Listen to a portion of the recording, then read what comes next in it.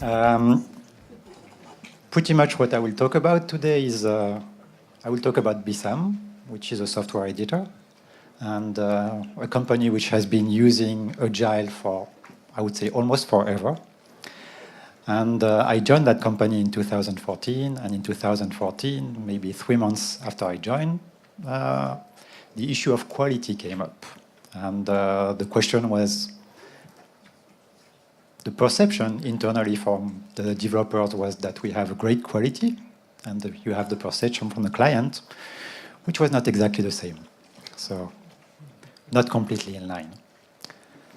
I'll start by talking a little bit about myself. So, I'm Renaud Wilsius. I'm the head of R&D for BISAM. I had multiple hats and things that I did in the past. First, I started as a quant. Then I've been a developer for many years, more than 10 years. And then I went into the management field, and I've always believed into Agile. And I joined BISAM in 2014. And in 2014, I joined BISAM because they were extremely advanced into the Agile methodology. So I thought it was a great opportunity and something to learn how people are doing things differently. BISAM, as we said, is a software editor, and this software editor is it's a French company which was created in 2001. And what happened in 2001 is the company was just producing software. They had great people, and some of them were extremely talented, but they tended to develop on their own. And whenever we were putting each pieces of the software together, it was a little bit of a disaster. So in 2004, the company had been there for 3 years and was ready to die. So what happened is they came across some people who were doing XP at the time. I'll explain what XP is, but it's people who were producing a software and there was no bug. And they were really like, is that possible that you have no bug? We have so many issues that whenever we put things together, it breaks. The clients are shouting, and the people that are implementing the software are just, it's really hard when you're in front of the client, you're putting the software, and it just doesn't install. So what happened is they got in touch with those people, and those people pretty much, they said, well, we were doing XP. So XP is extreme programming. And the extreme programming is this idea of collective ownership. The team needs to work together. And what you'll see, well, you don't quite see it, but here in the middle is the team. We always have 2 developers working on a PC. And there are 2 people working 100% of the time together on one piece of functionality. Why do you do that? Multiple reasons. One of them be it that if you have 2 brains thinking about it and they keep talking to each other and challenging each other, you're most likely to have a good design. The second part of it is that those great people that we had in the past, there were, I mean, if you know developers, you have different flavor of developers, but you have the diva developers that are pretty much, you have to do whatever they want, and whenever comes the increase of the year, it's very difficult conversation. They wanted to move away from that model, and they wanted really to have this collective ownership, which means everybody. The piece of code doesn't belong to the person, it belongs to the company, and everybody should be able to pretty much work on it. It's extremely structuring, because those people, they work together 8 hours a day during iterations, 2 weeks iteration for us, which means you have, well, you save cost because you have 1 PC for 2. And so that's already a big advantage. You save licenses as well. And, but really, our developer, they're sitting on a PC. They don't have access to their email because it's not their PC. So they don't have email, it means pretty much. Then every 2 weeks, you change the pair. So every 2 weeks, you have someone else like sitting on that PC. That's why it's not his PC. And at the same time, like every 2 weeks, it means also that you cannot have a telephone sitting next to this PC. so you cannot reach the developer. So you cannot call them. Everything, if you need the developer, it will go either through the Scrum Master or the manager. So everything will be filtered down so that you cannot interact with the developer directly. So they're very protected, and that's XP. Developing a software is something complex. Our software is maybe more complex than others, but I'm sure they're more complex than us.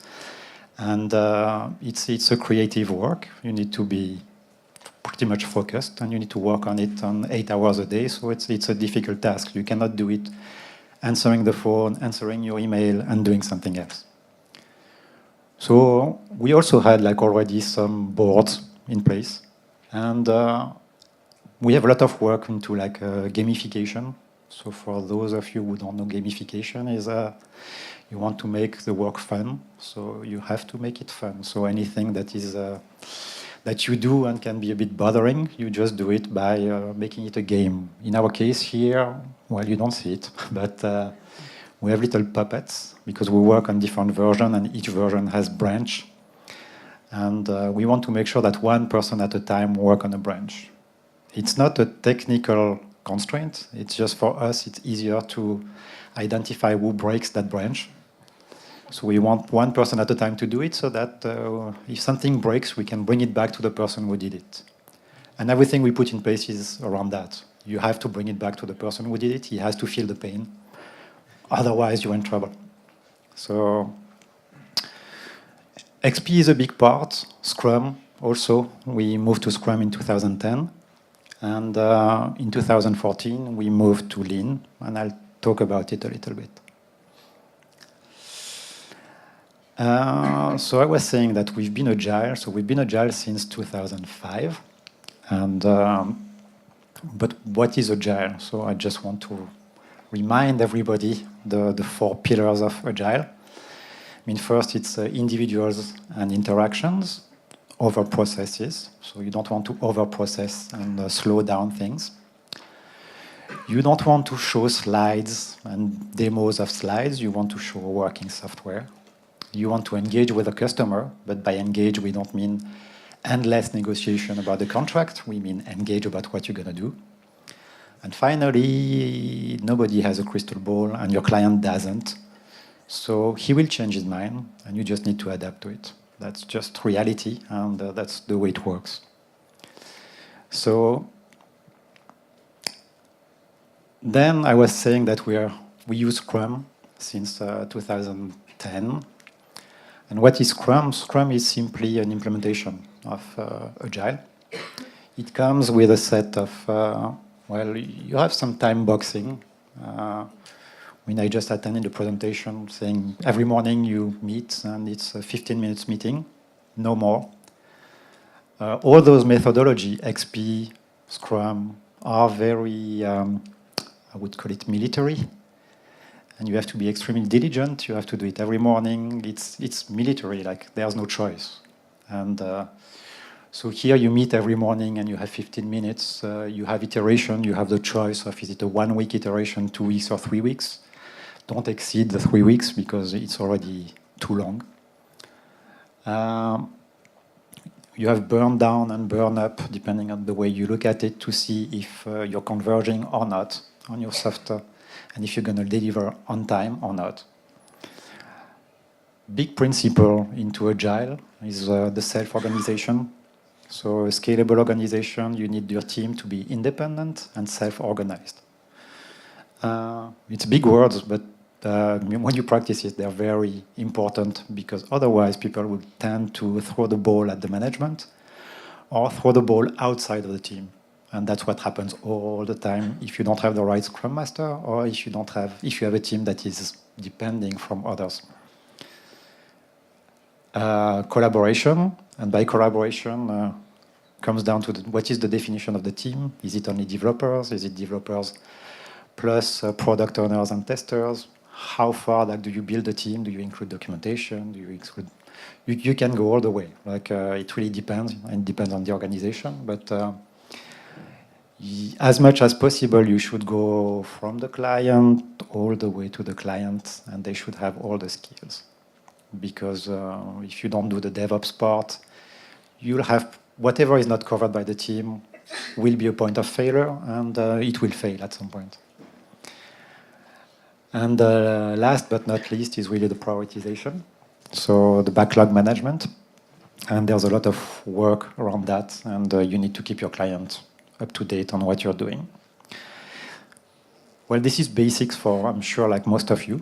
And at least for editors and anybody who writes software, it's pretty much now ingrained. Question about quality, like, okay, I talked about Agile, I talked about Scrum. Quality is open to your interpretation. So, which means you're in trouble. It will depend on your team. But while Scrum says like the quality is first, don't push too many features. But if you have to balance it between features and quality, do less features to do quality. But at the end, what is quality is really everybody's decision. And in our case, even though we were XP, we were Scrum, I would say that the perception of the client, they love the software. That's, we've been a leader for like 9 consecutive years. They love the software. It's a fintech company, but it's a niche. But we're still very proud of it because they're very comprehensive software. Upgrade is like, it works like a charm. The functionality are usually on target, what they expect. So I would say on that side, pretty happy. Problem is that our versions are installed at the client, so they're on premises. So you usually need a first client who wants to take that version. I guess first issue for us is like nobody wanted to push that client. Nobody wanted to be the first, and internally nobody wanted to push it because he wanted to have sufficient references so that he can push it. So you have everybody looking at each other and nobody wants to move. And we tried like to do the marketing. You know, it's better, we change. We really changed. But even internally, they were not ready to buy it. So externally, they were not ready to convey that message. There's no way. They said, well, I'm not the one telling them that there's no issue. So unless you prove it. And you're the one telling them, by the way, because I won't go. And then we had very stupid mistakes about packaging. And with this one, which is very, I mean, for the, if you're a software engineer, you're quite used to it. Support, like when it comes to support, there's a black hole. Black hole means the passage of time is different in the black hole than outside of the black hole. So we just didn't have the same perception here again. And so, and overall, like, well, we had, I would say, dangerous trends, which is the number of tickets that were raised every year was just growing. And we kept up because we're agile, we were very reactive, and the clients thanked us for it. And that's what allowed us to survive, pretty much, because we could react really fast and ship a new version, and they would just reinstall, and they would thank us. But, well, at the end, some of the issues should not have been created. So like I was saying, 3 months in the job, what happened, we had a big crisis with a client, one of the biggest clients, shouting at us. So the CEO came, and he came to my boss, who kindly came to me and said, you know, this is your job, and that's your heritage. So just make it work. I don't know how, but we can support you whatever you need. That was already nice. And pretty much had 2 approaches. We looked at multiple of them. One of them was the typical outsourcing. You know, you have a quality issue, easy. You take a team, either you offshore it or you nearshore it, and then you just tell everybody, okay, I'm spending 1 million a year to capture all those bugs. People have a nice spreadsheet about all the tests they're doing, and they can prove you that they can do the job better than you do, first. And second is that, well, since you spend so much money, you should have results. And that's very easy for a CEO to sell that to a client. And you had another way, which was the lean way, which was much more difficult to already sell to your management. Because telling them, like, okay, we're going to use the same people, we're not going to change the team, we're not going to hire, but we're going to fix it. And the question comes like, why didn't you do it before then? So there's no question here. So if you don't need money and you don't need anything, just do it, you're paid for it. So it's tricky to sell to your management when they're not into it, and it's tricky to sell to the customer who's facing the issue because they don't believe either. So we went the lean way. What do we mean by that? We came to Opera A, so just to do a little advertisement here, and to work with them. And really the focus was, how do we put the client in the middle? How do we give a sense of what the developer does? One word that I'm using is we have multiple clients, so it's difficult to validate the version for all clients. So we decided to just make it in a way like very soon you're coming to the conclusion, okay, I cannot validate to all of them, I will become client agnostic. So I will do it regardless of the client, which means I'm doing it for no client at the end. And the lean was really like, let's put one client into the middle, and let's make it work for one. Just the first one. If the first one is happy, more likely like the second one will be okay. I'll go a bit faster because I'm running late. So then came the question of like, what is quality? So what do you mean by quality? And here we worked to define it. We worked on multiple things. There was this installation which was badly failing that we mentioned. We have versions that are installed at clients, and we're pretty much in a position, you cannot really see it here, but we had to ship many versions to one client to stabilize it. And then since we were installing on premises, we almost have one version per client. So it was a nightmare to support. And then for the last 5 versions, no documentation was coming out at the same time as the software. So the software was coming out, and a month or a month and a half later, you could have the doc. So here, like everything was pushing to wait to go live, because you don't have a doc, you don't want to be the first one, nobody wants to promote it, internally or externally. So we were in trouble because we were investing so much into developing features, but no benefit, no value for the customer because they could not put it in production. We also had like a growing number of issues. So here again, like little summary, we had a crisis, we had a specific problem, and we demanded like a very fast answer. So it was a good opportunity to introduce Lean, because you need a way to introduce Lean in your organization. Even though we are a very small company, we are like 120 people, I think. We organize in small teams of 7. It's the magic number for Scrum, and it's also the psychological number of like above 7, you're not a group anymore. So you have to tend to stick to that number if you want to be successful.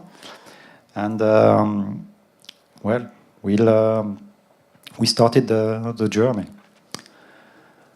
Little bit of pictures, but so it's really the team like getting together, doing the stream mapping all together. So taking everybody in the team from each department, stream mapping it.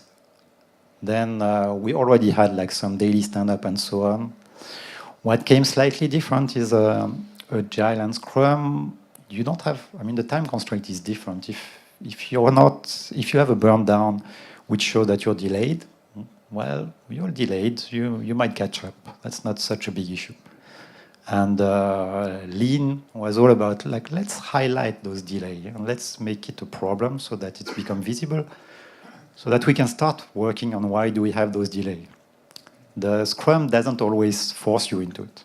You can continue doing Scrum and you will live with the problems. Lean is really highlighting it so that you can take actions. And then we started like protecting the client. So we called it a quality shield, which is, well, you have names of clients here. Pretty much a different client, and we were asking each of them, so well, what do you do when you get the version? How do you know that the version is good? What's the next step for you? So it's really like stepping into your client's shoes and saying, okay, you're the first one, I'm gonna make sure that you're okay. And so you have your know your client kind of things. So, and really understand like which steps they're going through.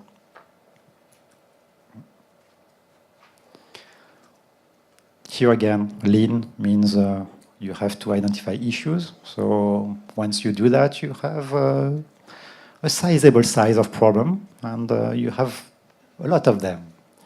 The issue is like, where do you start? We're still facing that one. So we're happy that we started, but the issue is like when you have so many, then like how do you prioritize? And some of my people are saying, you're fixing your problem solving for problem solving. You have to stop that. We don't have time. You have to bring value to the client. Problem solving is good, but that's not what we paid for. We paid to deliver a software. So deliver the software. So as you identify issue, you do your PDCA. Everybody knows what it's all about. And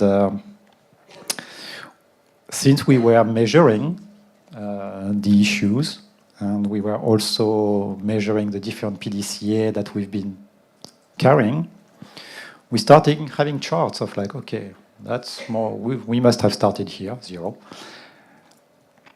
It went skyrocketing, and then we had to take actions, and each action we could be linked to something that we did that is sizable and we could remember about it. We did the doc, I'll skip it. What we did at that point is really, all that stuff was here to cover 3 aspects of the software for us. First one is when you get a software, the first thing you do is you install it. The second one is once you get your software, you install it, you do your testing. So does it still behave the same way you expect it to? And the third one in our case is since we're handling millions of lines of rows of data that needs to be handled into algorithm, it's the performance of the system. So we just looked at those like 3 themes, and for each of them, we really made it specific. So we looked at we're supporting multiple OSs, multiple databases. So we look at each client like databases. At least for the first one, we wanted to make sure that it was working okay. We did each step of the migration. We reviewed with the client what does it mean to be okay. And so we had to run like into very specific action. It's really as if you're shipping something to your client and you're asking them like, what do you do with it now? So first of all, like they open the box, and second, they start playing with it. So that was the opening the box part. Then was the regression. As a software editor, the client can accept that if you're delivering new features, you have bugs, because that's a new feature. But something that they've been using forever, and they're just upgrading and it's breaking, they will kill you if it doesn't work the same way. So regression was a big hit for us because when it came, like we didn't know how to react. And it was very disappointing because we already had more than like 15,000 unit tests. So we were quite equipped. We're a test-first shop. I'm not going to detail exactly what it means, but it means usually that you're writing your test before you're writing the business logic. And we have a lot of tests, but it's nice to have a lot, but you have to have the right one. That's pretty much what it comes down to at the end. So there's been a lot of work like to make sure that we're getting closer to real life. So closer to real life in terms of the scenarios. And also, since we have multiple databases, we tended to work on a mock of a database, so something that is representing the database, but it was not a real database. So when deploying on the real database, it was tricky. And performance. So here, like, some basic hurdle, but the budget came handy here, is that we didn't have a big enough sandbox to pretty much run our performance test. So it was not a proper performance lab. So we could use the money that the management was ready to spend on this kind of stuff. 3 months later, I'll be good. What we did is we found out a lot of things, in fact. So just by taking the 2 first clients that were important to us and putting us into their shoes and just what do you do when you upgrade, what do you do when you receive the version, we identified here like I think it's like 90 issues. Not all of them were production issues or important, but some of them were minor, some of them were major. And there were at least 10 of them that were major, which means we found them before the client. And so this protecting the client really worked out for us. The second thing that changed quite a lot is as a management. So the team was agile, the team was doing their ceremonials, but as a management, we didn't have any tool to talk about what's happening because we have multiple Scrum teams. So who is solving the issues that are across teams? Well, it's supposed to be the job of the management. And usually the management likes to tell everybody else what to do, but to do problem solving at management level is another story. Like we like to tell people, solve your problem, but we don't want to be the one like carrying the problem solving. And that's tough. And that's why also Opera came handy, because Opera came working at multiple levels. So they work with the people, but they also work with management, because a lean transformation cannot stop at one level. It has to be completely a transformation of the company. So we built some tool for us. And every day we sit in front of those tools and we talk about problem, and we try also to fix issues and make them visible. We have performance. And most important, 3 months later, we got success. Success means the 2 first clients who took it, they were happy.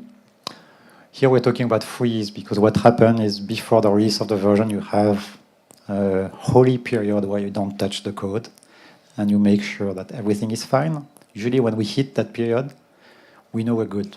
So for us, the fact that we hit the freeze having done all our homework was a good sign. And everybody was happy. Everybody was happy. So, and multiple things, like I was mentioning, we're agile, so pretty much you have retrospective. In the retrospective, you have things, what do you keep doing, what do you stop doing, what do you start doing. We use the same thing. So what was important for us is that, okay, we have great code coverage, but we have to continue with our unit test. And also we're starting engaging with the client before the release of the version. So what we started calling a beta partnership program is something that we really wanted to see, because it was really helping us developing the first happy client who could be used as a reference. This is very nice, and it was done with 2 sensei holding our hand. And now the sensei and the budget were gone, so what's going to happen to us? And that's the, I would say, interesting part, is once you run out of budget and you have to do it on your own. And so what do you do? Well, I would say like 3 years later, we're continuing at a slower pace. But the results are here, because we're continuing the OBEA, so we're meeting every day. We are continuing the PDCA and all the resolutions. And the practice is here. I'm sure we could get to a next level, but we are continuing the stuff that have worked for us. So I was talking about my beta partnership. And initially, I have 1 client who was ready to work with me before the version was out. As time goes by, like last version, we got like 3 clients working with us. So we went from a model where nobody wanted to work with us, nobody wanted the version, to having 3 clients that are ready to work with us just to see what the software is all about. And if it works for them, they will go live right after. So that was a huge change in the mindset. We continued the unit test. And so it's unit and integration tests. The one that you're seeing here are end-to-end testing. And those are very important to us and to the client, and they're the closest one to the client. We also worked a lot on the number of issues. So it was quite interesting. When we started, we had like around 140 issues, and it was growing, but almost stable, which means your inbound flow and your outbound flow are pretty much balanced. And from a lean perspective, that was bad, because 140 issues is just bad. So there's nothing you can do to explain that. We tried, though. We tried with Christian, but he said, I can't buy it. You have to fix them. So we took actions and a bunch of PDCA to bring them down. Today, like, we are 77% down. So and much less client issue. So I don't see it here. I think we have 11 client issue and 21 that are internal.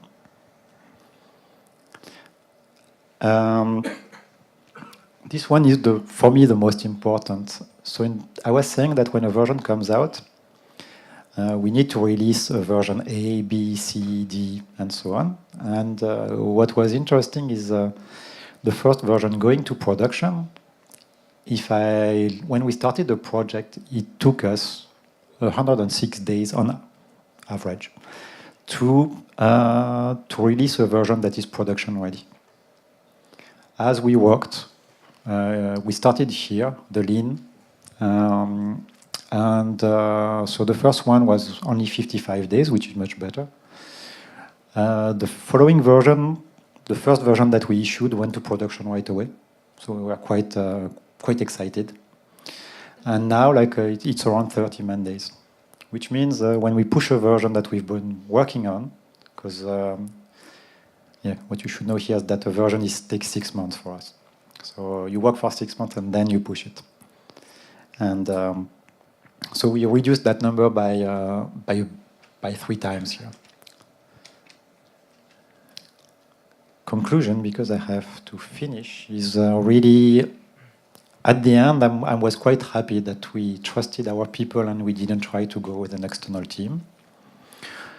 Well, external team, I really don't believe into it first, because I think they will identify issue, and even if they do, the problem is still yours. So at the end, you still need to solve the problem. So it's better to solve it at the root than like trying to catch it at a very high cost and bring it back to your team. You get so much friction that they don't want to work with the other team anymore. We worked a lot on empowering our people and pushing them and getting into the mindset of, I think it's Confucius or something. You fall 7 times, stand up 8. It's really okay. It's okay to have problem. It's okay to a problem is an opportunity to learn, as long as you fix it.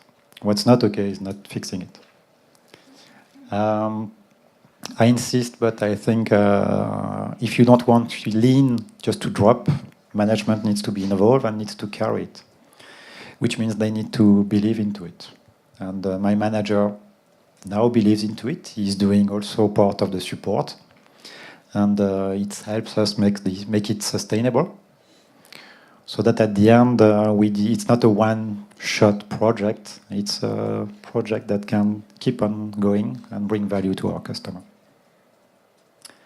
That was my conclusion for me.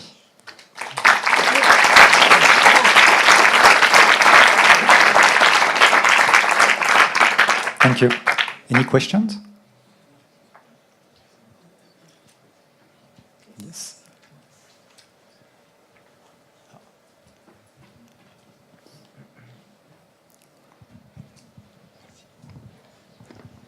So thank you very much for the presentation. These are impressive results. I would be interested in knowing what you as a leader learned personally from this experience, because we saw the learning from the teams and all that, but you as a person, as a leader. I'm still learning first, but the one thing I would say that I'm still learning, and this can be difficult, is the go and see part of Lean. As a manager, to go down and sit next to your developer, they look at you funny. So they're like, what are you doing here? You don't trust me? And just to understand that you're doing it to support the practice is difficult for them. So that's one big thing that has changed, but I'm still learning because it's difficult to find like the case. The second is, what helps me is, as a developer, it's easier to go back to developers, obviously. And the second is that we have a visual management to support our decision as a management team, so that we can have good decision. And before we were just talking in the void. You're talking to someone, nobody is really capturing it, you don't see progress. Didn't we talk about that one already 10 times? Yes, we did. So it's the second one. But as a management team, I still think we have a long way to go in terms of solving the issue. And I'm still director of R&D. I still think that as a company, there's multiple steps behind me, or before also. So from the pre-sales activity to the implementation, we have a long way to look at the whole chain and not just we tend to stop, where the domain of responsibility stops. So, but already we went one step further, but I still think we can go further. Thank you.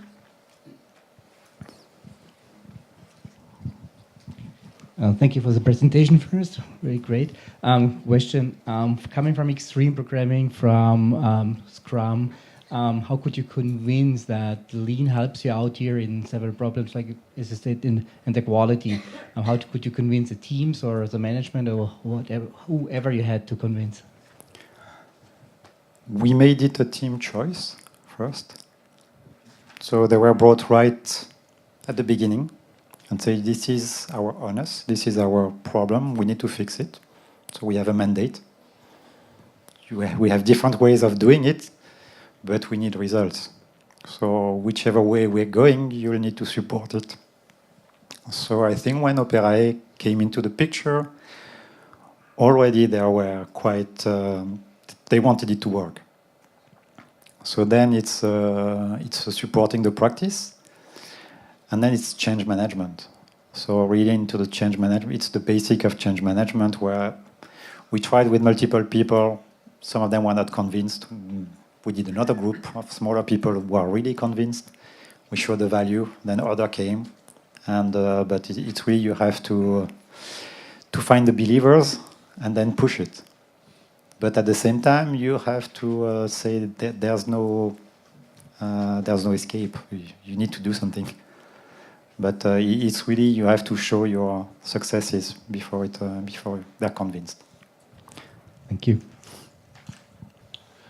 Actually, I'm wondering, as an R&D director, I get their part, what you presented as part about development and putting in production, but you have also probably tasks which are more research-oriented or with less visibility, or no? No, everybody is in the team.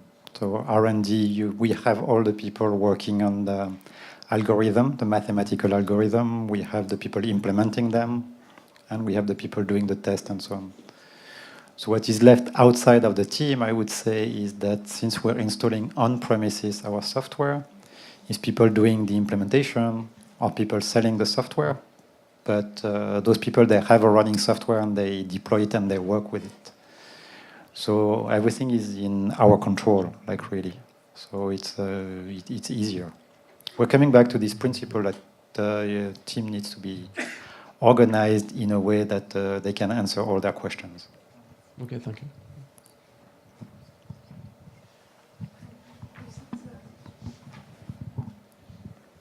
Is it the same team that is working on the product development and the maintenance activities? Or? Yes. Okay. So what we have is we have a function which is coordination of maintenance, and you bring it back to the team. It's coming back to this principle that you need to feel the pain of what you're doing. If you have a maintenance team and nobody wants to be on the team first, and then like when they are there, they feel like they've been punished.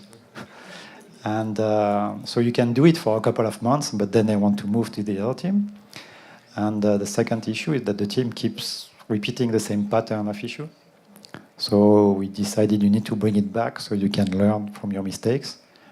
And we're quite good at return on experience. So looking at an issue, why was it created? What did we miss when we designed it? So this was already quite well in place. And so that helped. Okay. If there's no more question, thank you guys.